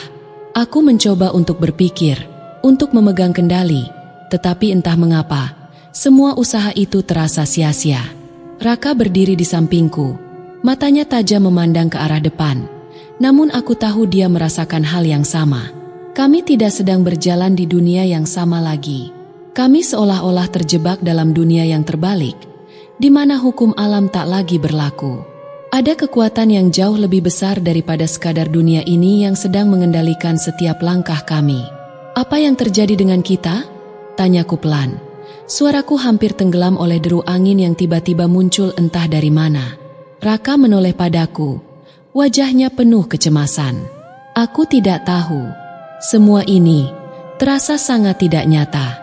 Seperti kita berada di antara dua dunia. Ibu, dunia yang kita kenal dan dunia yang sama sekali baru. Aku menatap ke sekitar, mencoba memahami apa yang sedang terjadi. Semua yang ada di sekeliling kami tampak kabur, hampir seperti bayangan. Dunia ini terasa asing, bahkan lebih asing daripada dunia gaib yang pernah kuceritakan dalam cerita-cerita zaman dahulu. Di tengah kebingunganku, sebuah suara samar terdengar. Itu adalah suara anak-anak. Tawa mereka menggema di udara, tetapi ada sesuatu yang aneh dalam tawa itu. Tawa yang tidak membawa kebahagiaan, melainkan rasa takut yang mencekam. Aku menoleh ke arah suara itu, dan yang aku lihat membuat jantungku berhenti sejenak. Di hadapan kami, ada sebuah pintu besar yang terbuat dari kayu hitam legam. Pintu itu seakan-akan muncul begitu saja, tanpa aku tahu bagaimana bisa ada di sana. Di atas pintu, terukir dengan indah sebuah simbol yang asing bagiku. Itu bukan simbol yang pernah aku lihat sebelumnya, tetapi aku merasa seperti simbol itu tahu siapa aku, dan siapa yang telah aku pilih untuk menjadi. Tiba-tiba, aku merasakan getaran di udara, seperti sesuatu yang menekan di dada. "Ibu, kita harus masuk ke sana." Suara Raka terdengar tegas, meskipun aku bisa merasakan kegugupan dalam suaranya. "Masuk ke sana? Apa itu, Raka? Apa yang kita cari di balik pintu itu?" Tanyaku, tidak bisa menyembunyikan kecemasanku. Aku tidak tahu, Ibu, tapi aku merasa itulah jalan satu-satunya untuk kita keluar dari sini. Aku terdiam sejenak, menatap pintu itu dengan hati yang berdebar kencang. Ada sesuatu yang mengundang, sesuatu yang memanggilku untuk melangkah masuk. Namun ada juga perasaan takut yang semakin menguat. Ini bukan hanya tentang aku, ini juga tentang orang-orang yang kucintai. Apakah ini harga yang harus aku bayar? Dengan napas yang berat, aku melangkah ke depan. Tangan Raka terpegang erat di sampingku, seolah memberiku keberanian. Ketika aku menyentuh pintu itu, aku merasakan dingin yang luar biasa, seperti menyentuh permukaan es yang sudah lama membeku. Pintu itu terbuka perlahan, dan begitu terbuka, gelombang udara dingin menyambut kami. Aku melihat sesuatu yang lebih gelap di baliknya, sebuah ruang kosong yang tak terhingga, namun ada kilauan cahaya jauh di kejauhan. "Jangan mundur, Ibu," Raka berbisik, menenangkan. "Kita harus terus maju." Aku mengangguk pelan, meskipun hatiku penuh ketakutan. Kami melangkah masuk, dan begitu kaki kami menyentuh lantai, suara-suara aneh mulai terdengar. Seperti suara bisikan, namun itu bukan suara manusia. Itu suara yang lebih tua, lebih dalam, dan penuh dengan makna yang tak bisa kuartikan. Langkah kami semakin dalam, dan aku bisa merasakan ada sesuatu yang mulai mengintai kami dari bayang-bayang. Entah apa itu, tapi perasaan takut yang semakin kuat membuat jantungku berdegup semakin cepat. Aku berusaha mengalihkan pikiranku, tetapi semakin kami berjalan, semakin terasa ada sesuatu yang mengikuti kami, seakan-akan ruang ini tidak menyukai kedatangan kami. Raka menatap ke depan, matanya terfokus pada cahaya yang semakin dekat. "Kita hampir sampai, Ibu. Hanya sedikit lagi." Aku berusaha untuk tidak panik, untuk tetap fokus pada tujuan. Tapi setiap langkahku terasa semakin berat, seakan ada beban tak terlihat yang menekan punggungku. Apa yang menunggu di ujung sana? Apakah itu akan memberikan jawaban, atau malah membawa kami lebih jauh ke dalam kegelapan? Sebuah suara terdengar lagi, kali ini lebih keras, seperti teriakan yang berasal dari jauh. Itu adalah suara yang aku kenali. Suara dari dunia yang sudah lama aku tinggalkan. Kembalilah, Ibu. Jangan lanjutkan perjalananmu. Aku berhenti sejenak, menoleh ke belakang, namun tak ada siapa-siapa. Hanya kegelapan. Suara itu kembali terdengar, lebih mendalam, lebih mengerikan. Dan kini, aku tahu, ini adalah ujian terakhir. Jika aku melangkah lebih jauh, tidak ada yang bisa menjamin aku akan kembali. Aku harus memilih sekali lagi. Bersambung ke episode 12, perjalanan semakin menegangkan, dan pilihan yang ada semakin sulit. Apakah ibu akan memilih untuk terus melangkah, atau kembali dan menghadapi konsekuensinya? Suara itu kembali bergema dalam kepalaku, semakin menekan, semakin menggetarkan. Seperti cengkeraman tangan tak kasat mata yang menahan tubuhku, membuat setiap langkahku terasa semakin berat. Raka berdiri di sampingku, menatapku dengan mata yang penuh ketegasan, namun aku bisa melihat kegelisahan yang tersembunyi di baliknya. Apa yang harus kita lakukan, Ibu? Tanyanya, suaranya bergetar. Ada ketakutan yang tak bisa disembunyikan, meskipun dia berusaha untuk tetap tenang. Aku menatap ke depan, ke cahaya yang semakin memudar. Ada sesuatu yang mengintai di baliknya, sesuatu yang lebih dari sekadar kegelapan. Aku merasa ada kekuatan yang sangat kuat, lebih kuat dari yang pernah aku bayangkan, yang menahan kami agar tidak melangkah lebih jauh. Semakin aku menatap, semakin terasa sebuah penghalang yang tidak terlihat, seperti batas yang tidak boleh dilanggar. Raka, aku berkata pelan, mencoba menenangkan diri. Kita tidak bisa mundur sekarang. Aku sudah terlalu jauh. Kita harus terus maju. Raka menatapku dengan penuh kecemasan. Tapi Ibu, kita tidak tahu apa yang akan terjadi di depan sana. Kita tidak tahu apa yang mengintai kita. Aku menggenggam tangannya erat, mencoba memberi keberanian pada dirinya yang mulai ragu. Aku tahu, Raka, tapi ini adalah satu-satunya cara. Aku merasa kita akan menemukan jawabannya di sana. Kami melangkah maju lagi, dan kali ini, langkah kami terasa semakin berat. Setiap langkah terasa seperti perjuangan melawan beban yang tak terlihat. Dunia ini semakin aneh, semakin jauh dari kenyataan. Suara-suara yang terdengar semakin menggema, berputar-putar di sekitar kami, seakan-akan ruang ini berubah menjadi labirin tanpa akhir. Aku bisa merasakan ada sesuatu yang terus mengamati kami, ada kekuatan yang tidak bisa kami lihat, namun bisa kami rasakan. Apa itu? Tanya Raka, suaranya penuh ketakutan. Aku menoleh, mengikuti arah pandangannya. Dari kejauhan, aku bisa melihat sebuah bayangan hitam besar, bergerak pelan di antara cahaya yang memudar. Itu bukan manusia, itu bukan sesuatu yang bisa dijelaskan dengan kata-kata. Bayangan itu bergerak dengan kecepatan yang tak wajar, seakan-akan meluncur di atas tanah, tanpa menyentuhnya. Ibu, aku takut. Suara Raka kembali terdengar, kali ini lebih parau. Aku menarik napas dalam-dalam, berusaha menenangkan diri meskipun jantungku berdetak semakin kencang. Kita harus terus maju, Raka, tidak ada pilihan lain. Kami terus berjalan, meskipun setiap langkah terasa semakin menegangkan. Bayangan hitam itu semakin dekat, dan aku bisa merasakan hawa dingin yang luar biasa. Semakin kami mendekat, semakin jelas bentuknya. Itu bukan bayangan biasa.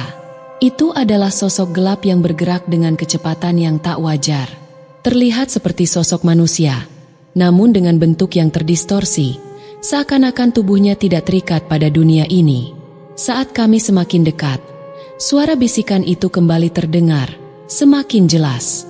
Itu adalah suara yang familiar, suara yang pernah aku dengar sebelumnya, namun kali ini lebih dalam, lebih penuh dengan rasa takut. Kembalilah, Ibu. Jangan lanjutkan perjalananmu. Aku berhenti, merasakan gemetar di seluruh tubuhku. Raka berdiri di sampingku, terdiam, tetapi aku tahu dia merasa ketakutan yang sama. Aku memejamkan mata, berusaha mengumpulkan keberanian, tetapi suara itu terus terdengar, semakin jelas, semakin mendalam. Aku merasa tubuhku tertekan, seakan-akan dunia ini menahan kami di tempatnya. Aku ingin berbalik, ingin berlari menjauh dari tempat ini, tetapi ada kekuatan yang menahanku, seakan-akan memberikan peringatan bahwa jika aku berbalik, segalanya akan berakhir lebih buruk. Apa yang harus kita lakukan, Ibu? Suara Raka terdengar lagi. Kali ini lebih lirih. Aku membuka mata, dan aku tahu, aku tidak bisa mundur. Tidak sekarang, karena jika aku mundur, tidak ada yang bisa menjamin aku akan kembali. Dunia ini sudah berubah, dan aku harus menerima kenyataan itu. Aku harus menghadapi ujian ini, entah apa yang akan menanti kami di ujung sana. Raka, aku berkata, suaraku serak. Kita tidak bisa kembali, kita harus terus maju, apapun yang terjadi. Raka mengangguk pelan. Meskipun aku bisa merasakan dia ragu, kami melangkah maju lagi. Kali ini lebih hati-hati. Bayangan itu semakin dekat, dan semakin jelas bentuknya.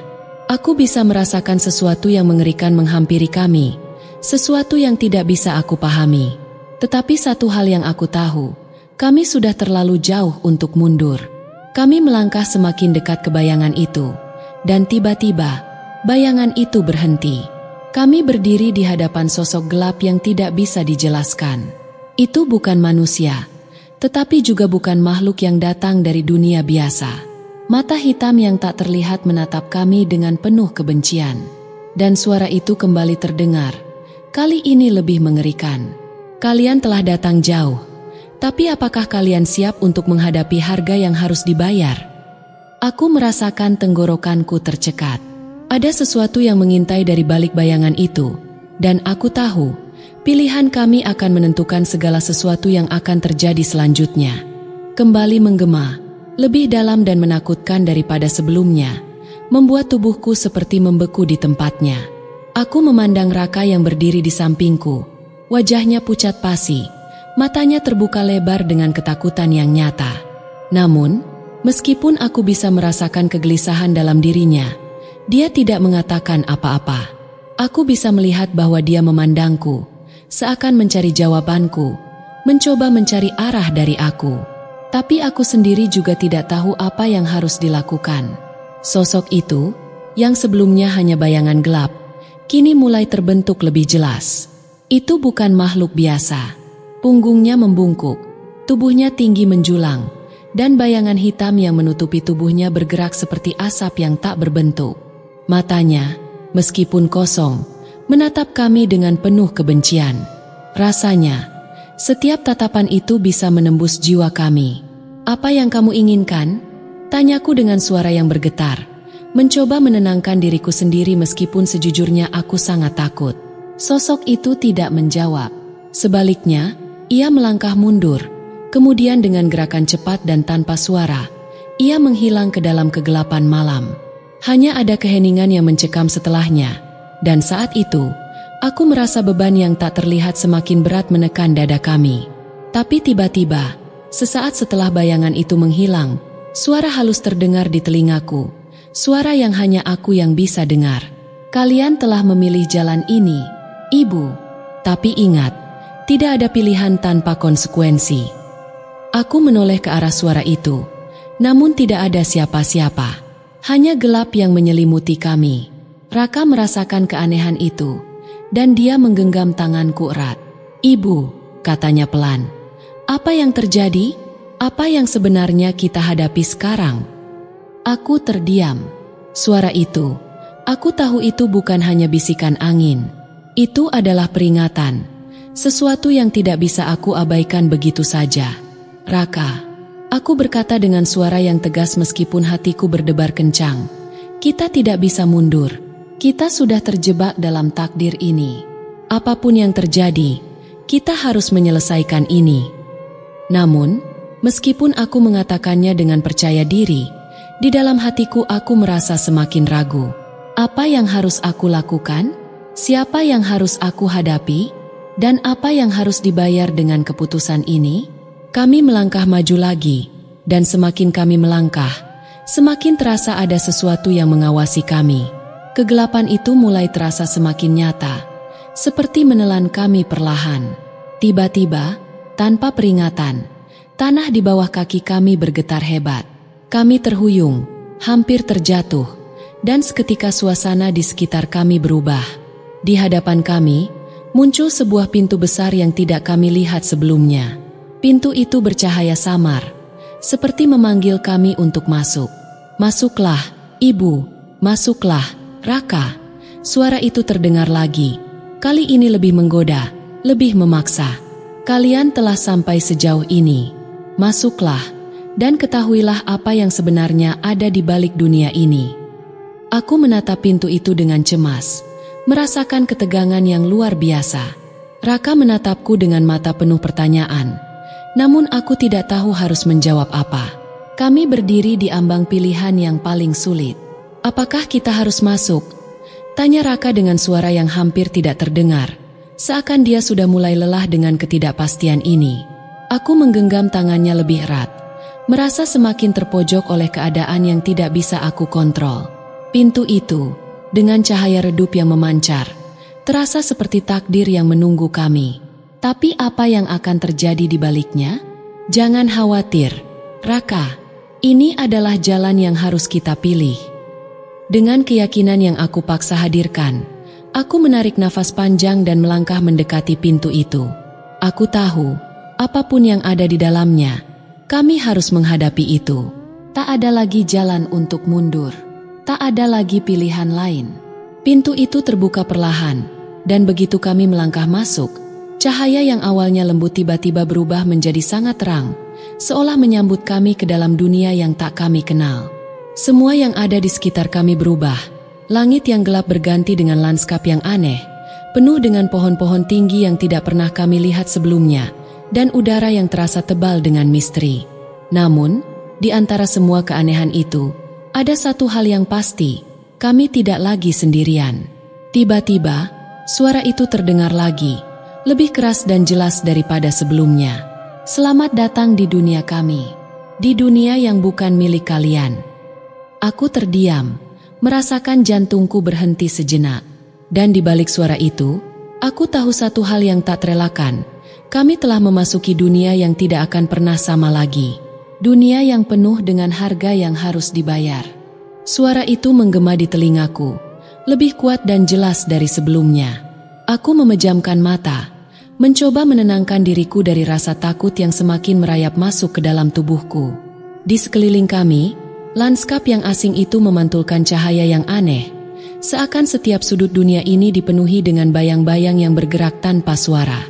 Pohon-pohon tinggi dengan daun yang berwarna gelap menjulang di sekitar kami, membentuk labirin yang tak terhingga. Udara terasa berat, seolah mengandung beban yang tak terkatakan. Aku menarik napas dalam-dalam, merasa terjebak di antara dunia yang tidak pernah kami ketahui sebelumnya dan pilihan yang harus diambil. Raka berdiri di sampingku, tak berbicara, hanya menatap lurus ke depan, dengan mata yang penuh tanda tanya. Aku bisa merasakan ketakutannya, namun dia tidak mengungkapkannya. Dalam diam, kami berdua hanya bisa menunggu, berharap ada jawaban dari apa yang baru saja terjadi. "Siapa kalian?" tanyaku. Suaraku bergetar meskipun aku berusaha terdengar tegas. "Apa yang kalian inginkan dari kami?" Jawaban yang kutunggu tidak datang dari sosok yang menyapa kami sebelumnya, melainkan dari tempat lain, dari arah yang berbeda. Tiba-tiba, tanah di bawah kaki kami mulai bergetar, bukan seperti gempa, tapi lebih seperti getaran yang dipaksakan, yang berusaha menghubungkan kami dengan sesuatu yang lebih besar. Di depan kami, sebuah bayangan muncul perlahan. Sosok itu tinggi, tidak berbentuk manusia, dan tubuhnya seakan terbuat dari kegelapan itu sendiri. Wajahnya tidak bisa dikenali, hanya sepasang mata yang bersinar tajam, menembus segala yang ada di hadapannya. "Kami adalah penjaga," suara itu terdengar, datang dari sosok yang kabur di hadapan kami. Penjaga antara dunia yang nyata dan dunia yang tak terlihat. Aku merasa seperti terhimpit oleh kata-kata itu, seperti ada sesuatu yang jauh lebih besar daripada sekadar kami berdua. Raka menggenggam tanganku dengan erat, Matanya penuh dengan ketakutan yang semakin jelas. "Penjaga dari apa?" tanya Raka dengan suara yang hampir tidak terdengar, tapi cukup untuk menarik perhatian sosok itu. Sosok itu terdiam sejenak, kemudian dengan gerakan yang begitu cepat dan tak terduga, ia mendekat, menatap kami lebih dalam. Aku bisa merasakan hawa dingin yang datang dari sosok itu, begitu pekat seakan menyusup ke dalam tubuh kami. "Penjaga dari kenyataan yang akan menghancurkan kalian," jawabnya dengan suara yang lebih rendah dan lebih dalam dari sebelumnya. "Kalian telah memasuki tempat yang tidak seharusnya kalian masuki." Aku menggigit bibirku, mencoba menahan rasa cemas yang semakin besar. Raka, yang berdiri di sampingku, mulai terlihat semakin panik. Wajahnya yang pucat, tangan yang gemetar, semuanya menunjukkan bahwa dia tidak tahu apa yang harus dilakukan. Kami hanya berdua di tengah kegelapan ini, terjebak dalam sebuah dunia yang tidak bisa kami pahami. "Apa yang harus kami lakukan untuk keluar?" tanyaku dengan suara yang hampir berbisik. Aku tahu, ini adalah pilihan yang paling sulit. Apakah kami bisa kembali ke dunia kami? Apakah jalan yang kami pilih tadi adalah jalan yang salah? Sosok itu terdiam lama, seakan mengamati kami dengan penuh rasa ingin tahu. Lalu, ia berbicara lagi, lebih pelan kali ini. "Tidak ada jalan kembali," kata sosok itu dengan suara yang berat. "Kalian telah memilih jalan ini, dan sekarang kalian harus menghadapi konsekuensinya." Aku merasa tubuhku semakin lemah. Apa yang dimaksud dengan konsekuensi itu? Apa yang sebenarnya kami hadapi di sini? Apa yang harus kami bayar untuk bisa keluar dari dunia ini dan kembali ke tempat yang kami kenal? "Tidak ada pilihan lain," sosok itu melanjutkan. Suara itu terdengar seperti bisikan yang datang dari kedalaman bumi. "Hanya ada satu jalan yang akan membawa kalian pulang." Aku dan Raka saling berpandangan, saling mencari jawaban dalam tatapan mata kami. Semua yang kami tahu, semua yang kami yakini, seolah tidak berarti di dunia ini. Semua aturan yang ada, seolah runtuh begitu saja di hadapan kami. "Apa jalan itu?" tanya Raka dengan suara yang penuh harapan. Sosok itu tidak segera menjawab. Ia hanya diam sejenak, memberi waktu bagi kami untuk mencerna kata-katanya. Kemudian, dengan gerakan yang lebih halus, ia menunjuk ke sebuah jalan yang terbentang di depan kami. Jalan itu tidak terlihat seperti jalan biasa, namun lebih mirip dengan lorong yang terbuat dari kabut tipis, yang tidak bisa kami lihat ujungnya. "Lakukan perjalanan ini," kata sosok itu. "Di ujung jalan, kalian akan menemukan apa yang kalian cari. Tapi ingat, tidak ada yang bisa kembali setelah melewati lorong ini." Aku menelan ludah. Rasa takut kembali menguasai tubuhku. Apa yang harus kami hadapi di ujung lorong itu? Apa yang akan terjadi jika kami memilih untuk melanjutkan perjalanan ini? Aku menatap Raka, dan aku bisa melihat bahwa dia juga tidak tahu harus bagaimana. Namun, dengan tekad yang baru, aku memutuskan untuk melangkah. Ini adalah satu-satunya cara untuk menemukan jawaban yang selama ini kami cari.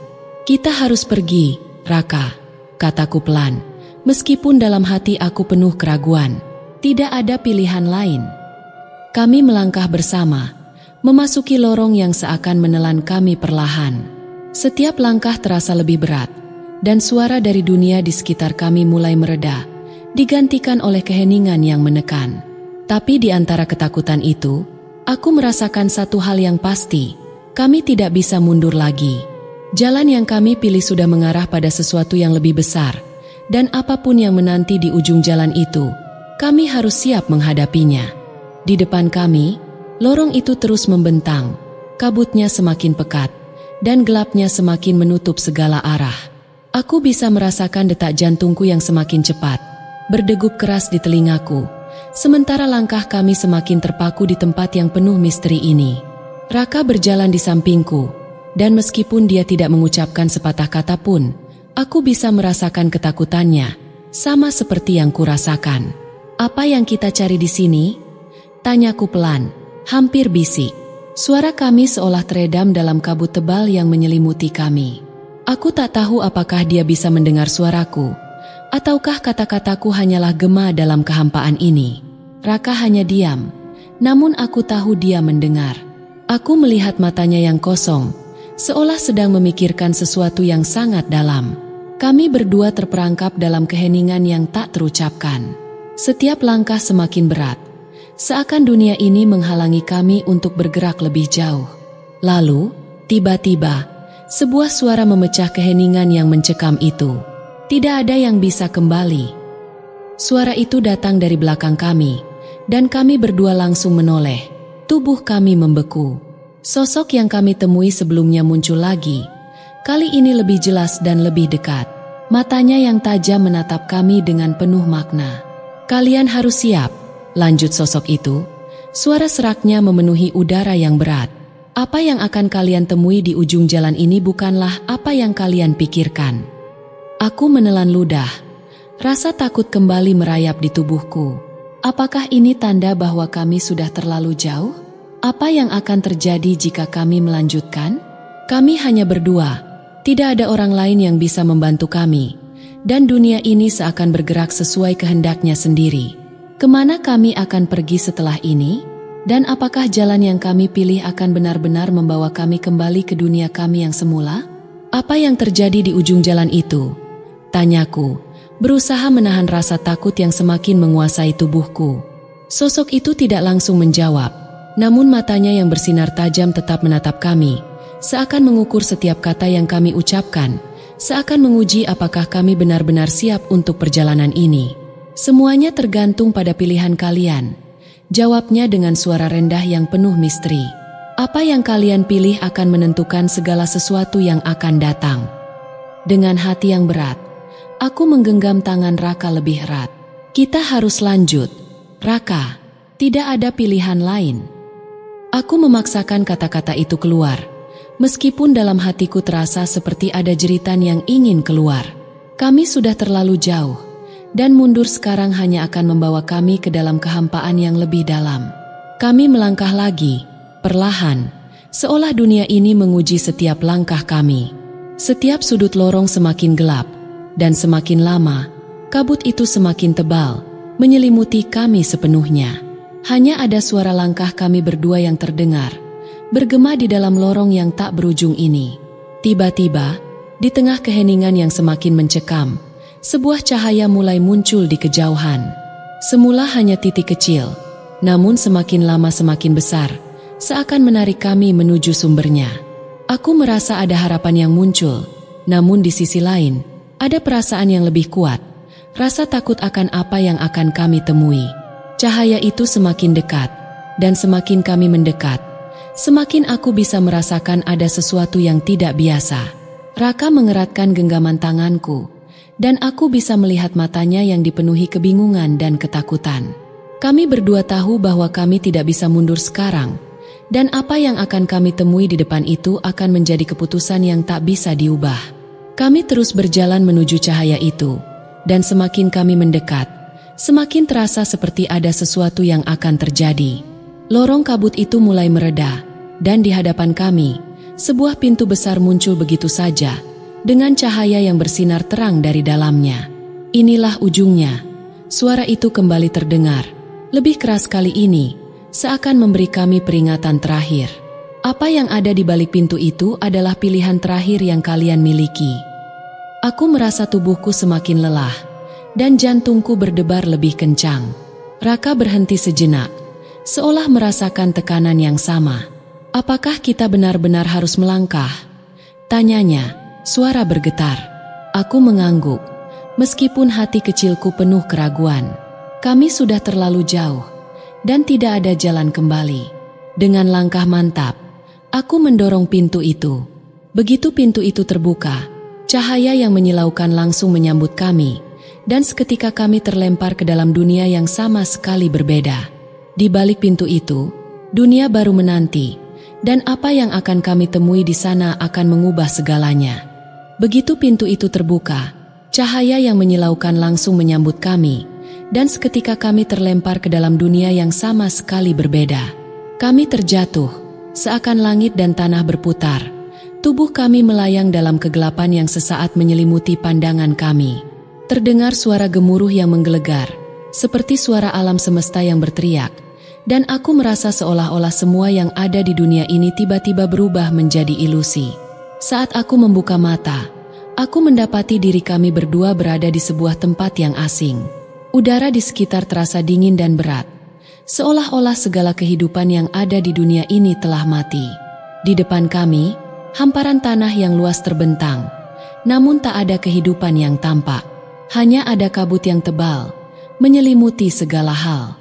Tanah itu tampak keras dan kering, seperti gurun yang tak pernah basah, sementara langit di atas kami berwarna abu-abu gelap, seakan suram dan penuh dengan keputusasaan. Kita sudah sampai ke dunia ini, aku berbisik, suaraku serak, terbawa angin yang dingin. Aku bisa merasakan gemuruh ketakutan yang kembali mencekam di dadaku, namun aku berusaha mengabaikannya. Kami sudah melewati lorong kabut itu, dan sekarang kami ada di sini, di tempat yang entah di mana. Raka berdiri di sampingku, wajahnya pucat, dan matanya yang kosong mencerminkan kebingungannya. Di mana kita? Apa yang terjadi dengan dunia ini? Suaranya bergetar, seolah tak mampu menerima kenyataan yang ada di depan mata. Aku hanya bisa menggelengkan kepala. Tak ada jawaban pasti yang bisa aku berikan. Semua ini terasa sangat asing. Kami berdua adalah manusia yang tersesat di dalam dunia yang entah bagaimana kami bisa masuk ke dalamnya. Tiba-tiba, sebuah suara halus memanggil kami, menggelegar di udara yang sunyi. Selamat datang, para pencari. Kalian telah memasuki dunia yang tak pernah kalian bayangkan. Aku menoleh, namun tak ada sosok yang terlihat. Hanya ada suara itu, yang seakan berasal dari segala arah sekaligus. Siapa itu? Tanyaku, suaraku tersendat. Tidak ada yang bisa melihatku, kecuali kalian yang dipilih. Suara itu menjawab, penuh misteri.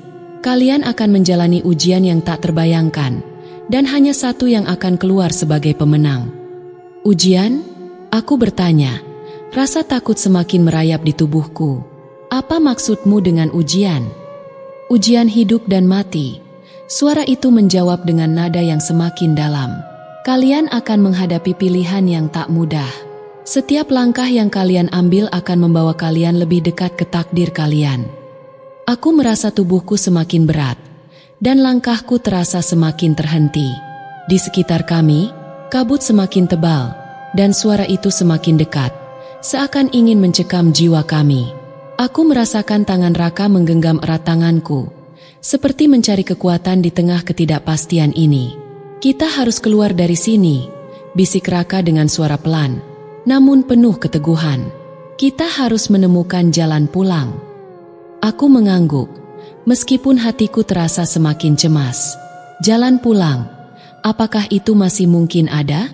Atau apakah kami sudah terperangkap di dunia yang tak bisa kami pahami ini? Di tengah ketegangan yang semakin memuncak, sebuah cahaya samar muncul di kejauhan, seperti sebuah harapan yang datang begitu saja. Cahaya itu tidak menyilaukan, namun cukup terang untuk menunjukkan jalan di hadapan kami. Ke sana, aku berkata, menatap cahaya itu. Mungkin itu jalan keluar. Tanpa banyak berpikir lagi, kami mulai berjalan menuju cahaya itu, meskipun setiap langkah terasa semakin berat.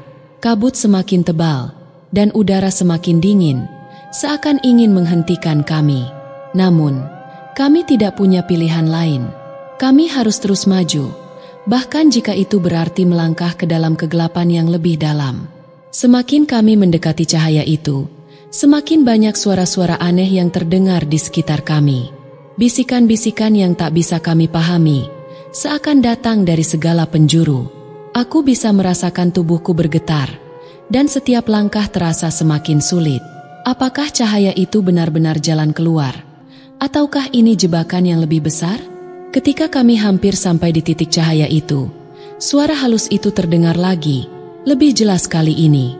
Hanya mereka yang berani melangkah lebih jauh yang akan menemukan apa yang mereka cari. Tapi ingatlah, tidak semua yang kalian temui akan membawa kalian ke kebebasan. Aku berhenti sejenak, ragu, namun Raka menggenggam tanganku lebih erat. Tidak ada jalan mundur, kan? Bisiknya, lebih pada dirinya sendiri. Aku mengangguk, merasakan keteguhan dalam hatiku. Kami sudah terperangkap di dunia ini. Tidak ada pilihan lain selain melangkah lebih jauh. Kami melangkah ke dalam cahaya itu, dan begitu kami melewatinya, kami merasa tubuh kami seperti disedot ke dalam sebuah kekosongan. Semuanya menjadi hitam, dan tak ada lagi yang bisa kami lihat. Tidak ada suara, tidak ada cahaya, hanya kegelapan yang tak terkatakan. Begitu kami melewati cahaya itu, aku merasa tubuh kami terseret dalam kegelapan yang pekat. Tak ada suara, tak ada cahaya, hanya kekosongan yang mengelilingi kami. Rasanya seperti kami terjebak di ruang yang tak berujung, ruang yang penuh dengan ketidakpastian. Kami tidak bisa melihat satu sama lain, namun aku tahu Raka masih di sampingku. Genggamannya semakin erat, seakan takut kalau kami akan terpisah. Tiba-tiba, tubuhku terasa terjatuh, dan aku terhuyung-huyung sejenak sebelum akhirnya terjatuh ke tanah. Suara gemuruh kembali terdengar, lebih keras, seolah-olah ada sesuatu yang besar bergerak di sekitar kami. Aku menoleh ke Raka, tetapi hanya ada kegelapan. "Raka?" Aku berteriak, namun suaraku teredam, seakan diserap oleh kegelapan ini. Tak ada jawaban, hanya keheningan yang semakin menyesakkan. Aku mulai panik. "Raka, di mana kamu?" Lalu, dalam sekejap, cahaya kembali menyala, terang sekali. Namun kali ini, cahaya itu bukanlah cahaya yang kami harapkan. Justru, cahaya itu terasa menakutkan, seperti sebuah dunia terbalik yang menyambut kami. Kami terperangkap di dalamnya. Di hadapan kami, langit yang tadinya gelap kini dipenuhi dengan warna merah yang menyala. Tanah yang keras berubah menjadi lantai kaca yang transparan, memantulkan bayangan kami dengan cara yang aneh. Semua terlihat terdistorsi, seolah kami berada di dunia lain yang tidak sesuai dengan hukum alam. Aku memandangi sekeliling, mencoba untuk mencari petunjuk, namun semuanya tampak terbalik dan berputar. Aku merasa pusing. Apa yang terjadi dengan dunia ini? Aku bergumam, namun suaraku serasa terdistorsi, tercampur dengan suara-suara aneh yang datang dari segala penjuru.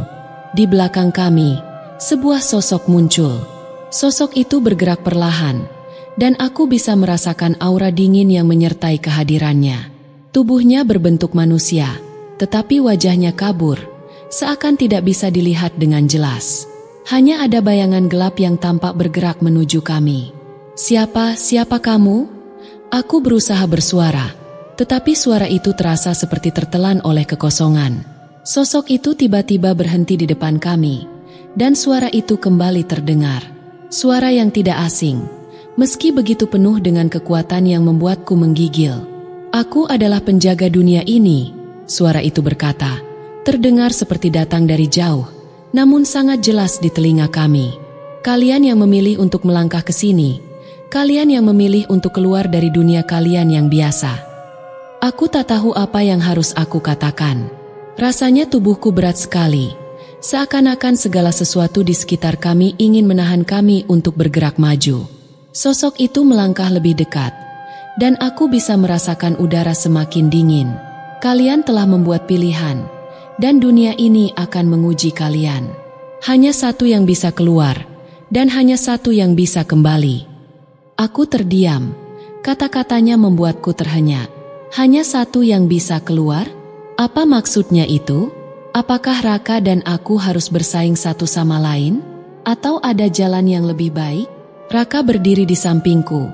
Wajahnya penuh ketakutan. "Apa yang dia maksud dengan itu?" bisiknya. Hampir tidak terdengar.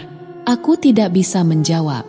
Hanya ada perasaan tak menentu yang menggelayuti pikiranku.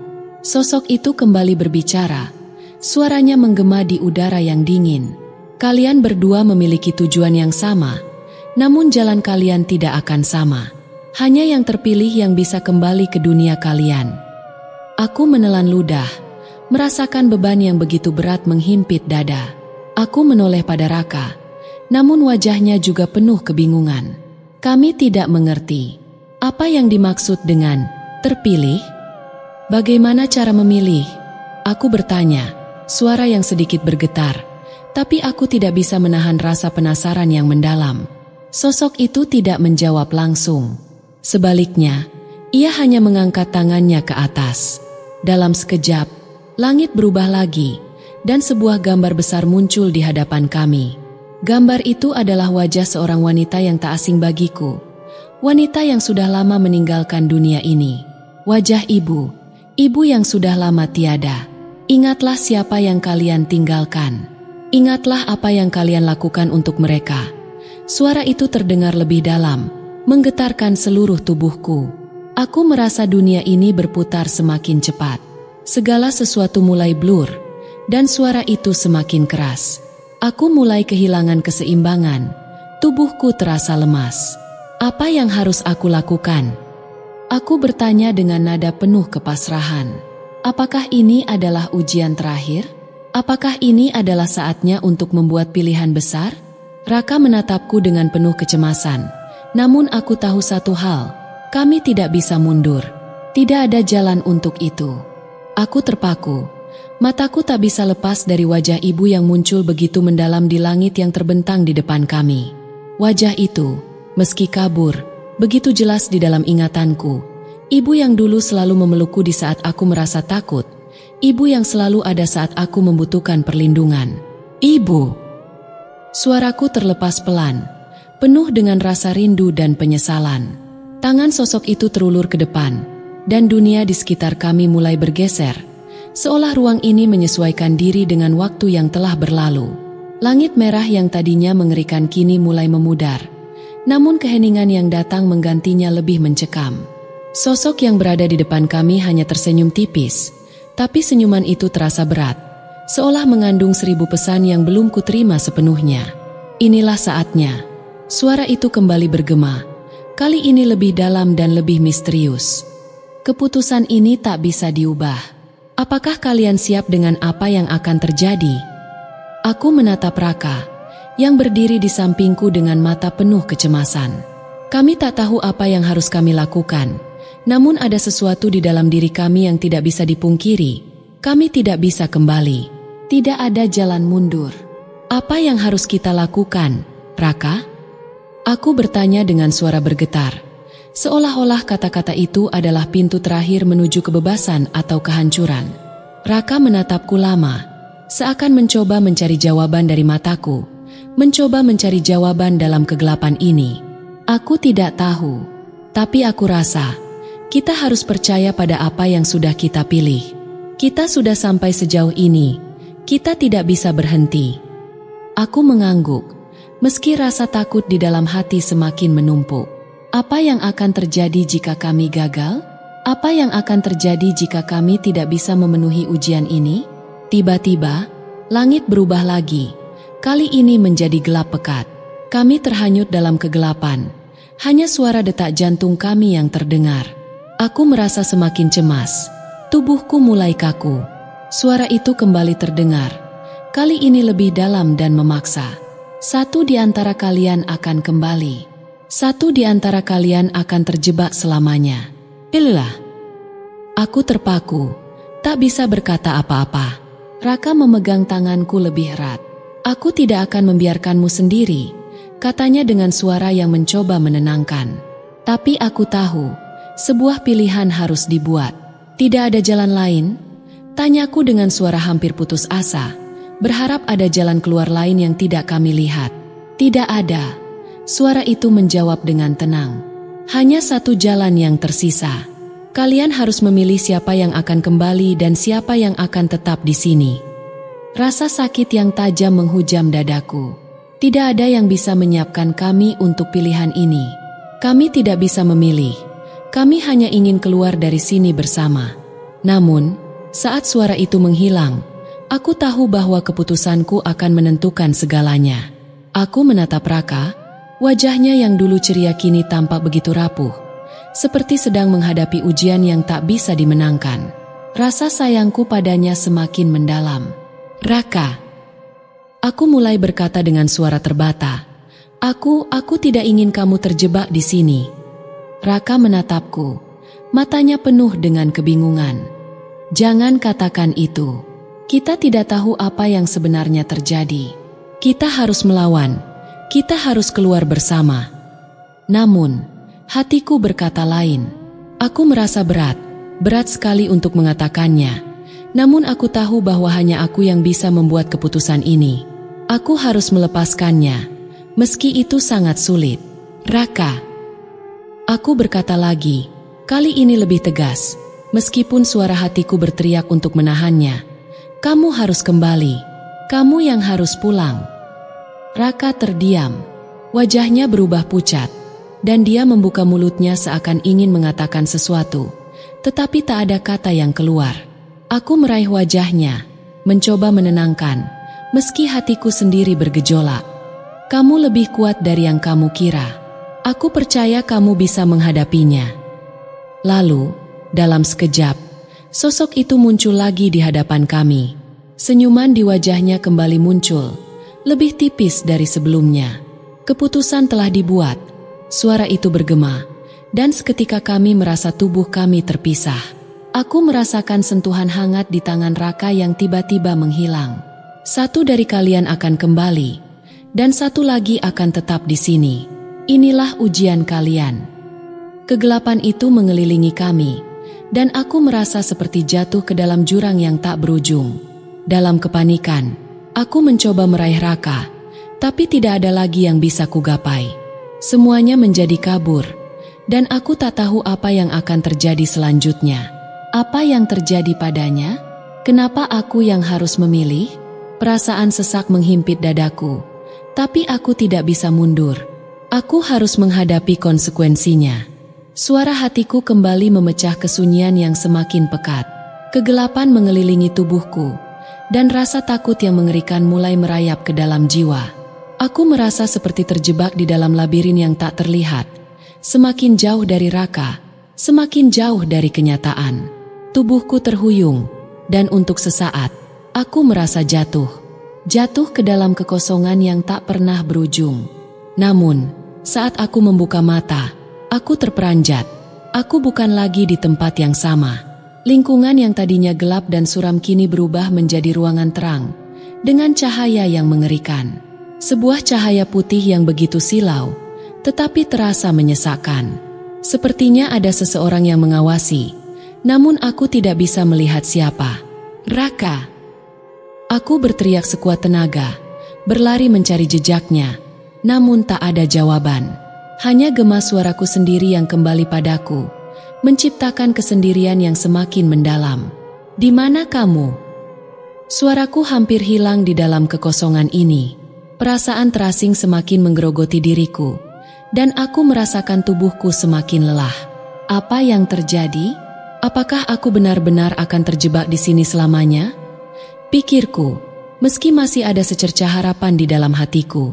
Tiba-tiba, suara yang telah mengiringi perjalanan kami sejak awal terdengar lagi.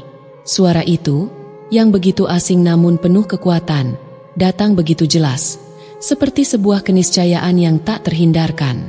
Pilihanmu telah diambil. Tak ada jalan mundur, hanya ke depan. Suara itu menuntun. Namun aku merasa terperangkap. Raka telah pergi ke dunia kalian, dan kamu. Aku tidak bisa mendengarnya lebih jauh. Tidak, aku tidak mau. Aku tidak bisa hidup tanpa dia. Aku menjerit, berusaha melawan suara itu, namun kegelapan semakin menelanku. Ini semua salah. Semua ini tidak benar. Namun, suara itu tetap bergema, tak terpengaruh oleh teriakanku. Keputusan telah dibuat. Tugasmu sudah selesai. Semua yang terjadi adalah konsekuensi dari jalan yang telah kalian pilih. Kata-kata itu datang dengan tekanan yang semakin berat. Setiap kata terasa seperti batu yang menekan dadaku. Lalu, saat aku mulai merasa kehilangan kendali, sebuah bayangan muncul. Bayangan itu begitu familiar, namun aku hampir tidak bisa mengenalinya. Wajahnya masih kabur, namun mata itu, aku mengenalnya. Ibu? Aku berkata dengan gemetar. Itu adalah sosok yang telah lama hilang, namun kini kembali di hadapanku. Ibu, kamu di sini. Dia hanya tersenyum, senyuman yang tidak seperti biasanya. Senyuman yang penuh dengan keheningan dan kepedihan. Aku selalu ada di sini, anakku. Hanya saja kamu yang tidak melihatku. Suaranya lembut, tapi ada sesuatu yang hilang, sesuatu yang tidak bisa aku pahami. Ibu, kenapa kamu tidak membantu aku? Kenapa kamu biarkan aku seperti ini? Aku menangis, merasa lelah dan bingung. Apa yang harus aku lakukan? Aku merasa terjebak. Ibu. Dia menghela nafas panjang, seakan-akan merasakan beban yang aku tanggung. Kadang, kita harus berjalan sendiri, meskipun itu terasa berat. Aku tidak bisa selalu berada di sampingmu. Kamu harus menemukan kekuatanmu sendiri. Tiba-tiba, aku merasa tubuhku semakin ringan, dan bayangan ibu mulai memudar. Ibu! Aku berteriak, tetapi hanya hampa yang terdengar. Ibu, jangan tinggalkan aku. Aku tidak bisa hidup tanpamu. Tangisku semakin keras, seakan meluapkan semua penyesalan yang aku rasakan. Tapi, bayangan ibu hanya tersenyum, dan dia menghilang begitu saja, meninggalkan aku dengan rasa kehilangan yang tak tertahankan. Dalam keheningan yang tercipta, aku merasa ada sesuatu yang berubah di dalam diriku. Rasa takut dan cemas yang melanda seakan mulai pudar, digantikan dengan sebuah kesadaran baru. Aku tidak bisa menyerah. Tidak sekarang. Pikiranku menjadi lebih jelas. Mungkin ibu benar. Aku harus menemukan kekuatanku sendiri. Dengan langkah yang penuh keraguan, aku mulai berjalan maju. Tidak ada lagi yang menunggu. Hanya aku dan waktu yang terus berjalan. Namun, saat aku melangkah lebih jauh, suara itu kembali terdengar, lebih keras dan lebih dekat. Kamu memilih jalan yang sulit, tapi apakah kamu siap untuk menghadapi konsekuensinya? Aku berhenti, menatap kegelapan di depan. Dalam hatiku, aku tahu bahwa jalan ini hanya akan berakhir dengan satu pilihan, dan itu adalah pilihan yang harus aku ambil sendirian. Aku telah melalui perjalanan panjang, melewati cobaan demi cobaan, berhadapan dengan ketakutan yang tak terbayangkan. Kini, di ambang pilihan terakhir, aku berdiri di persimpangan jalan yang sangat berat. Dunia ini terasa semakin mencekam, seperti dunia yang mengikatku tanpa ada jalan keluar. Namun, satu hal yang aku tahu, aku tidak bisa kembali, tidak bisa berputar mundur, hanya maju. Aku harus memilih, bisikku pada diri sendiri. Setiap langkah yang kutempuh di sini semakin meyakinkanku bahwa ini adalah ujian terakhir. Dan ketika aku mendengar suara itu lagi, aku tahu, aku harus siap. Apakah kamu siap untuk menghadapi konsekuensinya? Suara itu, yang sebelumnya penuh dengan ancaman, kini terdengar lebih tenang, seakan memberi kesempatan. Peluang terakhir untuk memilih. Aku merasakan nafas yang begitu berat, dada terasa sesak. Namun aku tahu jawabannya. Aku sudah siap. Aku menatap lurus ke depan. Aku siap. Aku berkata dengan tegas. Meski suara itu bergetar. Tak ada lagi keraguan. Tak ada lagi ketakutan. Aku sudah belajar banyak. Aku tahu kini apa yang benar-benar penting. Aku memilih untuk melangkah. Meninggalkan segala rasa takut. Dan menuju masa depan yang belum aku ketahui. Dengan setiap kata yang keluar dari bibirku, sebuah kekuatan yang besar seolah mulai mengalir ke dalam tubuhku. Seperti aliran energi yang membangkitkan kembali semangat yang telah lama pudar. Aku akan menemukan jalan keluar, meski itu berarti aku harus melakukannya sendirian. Tiba-tiba, sebuah cahaya terang muncul dari kejauhan. Cahaya itu bukanlah cahaya yang menakutkan, bukan juga cahaya yang memerangkapku. Cahaya itu terasa seperti harapan, seperti dunia baru yang menunggu untuk aku jelajahi. Aku merasa ada kekuatan yang menuntunku untuk mendekat, dan aku tidak ragu lagi. Langkahku semakin cepat, semakin pasti, hingga akhirnya aku berdiri tepat di bawah cahaya itu. Dan saat itu juga, sesuatu yang luar biasa terjadi. Kegelapan yang menyelimutiku selama ini mulai menghilang. Perlahan-lahan, semuanya berubah. Aku melihat sosok yang aku kenal dengan baik, yang sudah lama hilang dari hidupku. Ibu? Aku berbisik, terkejut dengan apa yang kulihat. Sosok ibu muncul di hadapanku, dengan senyum yang hangat dan penuh kasih. Semua rasa takut dan kecemasan yang selama ini menggelayuti hatiku perlahan lenyap. Aku merasa, untuk pertama kalinya, seolah dunia ini menjadi lebih terang. Kamu sudah memilih dengan benar, anakku. Suara ibu lembut dan penuh kedamaian, seperti angin yang menyejukkan hati yang terluka. Kamu telah menemukan kekuatanmu sendiri. Aku bangga padamu.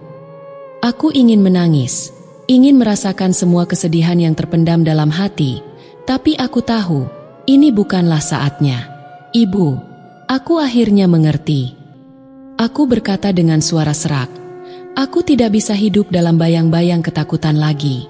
Aku harus bergerak maju, untuk diriku sendiri. Ibu mengangguk, dan senyumannya semakin lebar. Itulah yang harus kamu lakukan.